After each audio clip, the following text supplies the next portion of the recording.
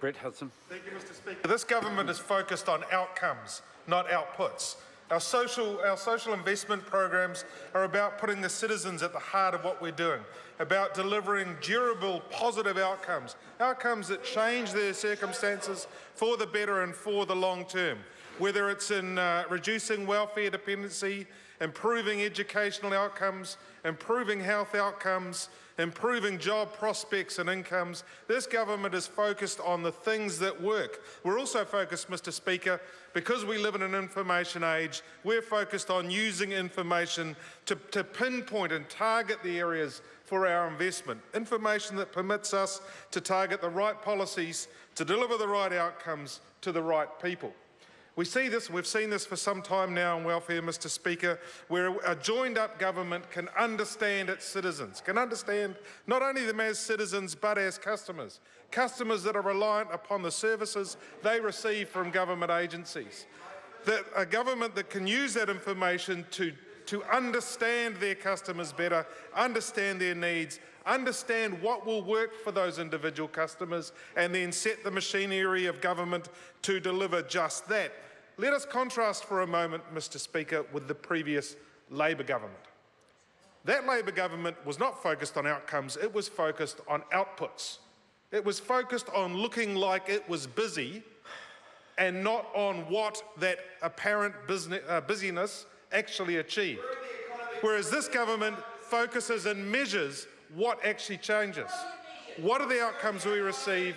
What has changed? What have we measured? Well, thank you, Mrs. King. What have we measured? Well, we've measured, for instance, 300,000 more jobs since the heart of the global financial crisis. Another 170,000 forecast by 2020.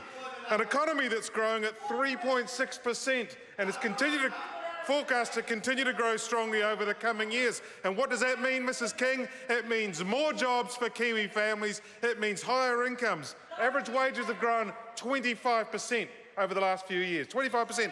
They are picked to reach $63,000 by 2020. Why? Because the government knows by focusing on how to drive the economy stronger, we deliver better outcomes for our citizens.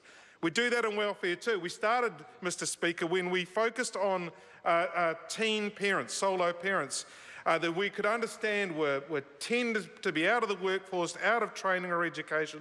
We gave some wraparound services and mentoring services and encouraged them back into either training or work. And why do we do that, Mr. Speaker? Because we understood that by doing that, you create better prospects for that individual and for their children. You help to break long-term dependency on welfare. That is a sign of a government that actually cares about its citizens, cares about what the influence its services are actually delivering and how you can change someone's life for the better. Mr. Speaker, we do this in education too. As the Honourable Hekia Parata told us, we are investing enormous amounts of money on providing the learning environments for our children to teach them what they need for tomorrow, not for the past. The worst thing we can do for our children is educate them for the past.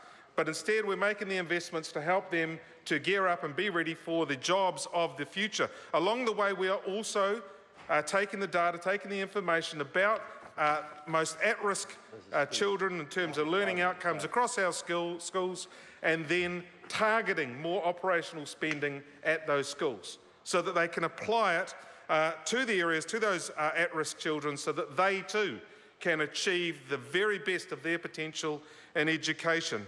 Mr. Speaker, this is a government that cares not only about doing things but what actually those things achieve. It's a government that understands that it's not just an agent that acts upon its citizens, it's a government that has a responsibility to help to ensure that they can lead the very, very best lives available for them. It's a government too that understands that a strong economy is the vehicle for giving the government the revenues to continue to invest in those sorts of social programs and those sorts of outcomes, investing in the prosperity and the brighter future for all New Zealand citizens. Mr. Speaker, this government is doing a wonderful job. It's doing a job that is about outcomes, not outputs. and I think that we can look forward, Mr. Speaker, next year to a contest in the wider electorate where perhaps they may return us for a fourth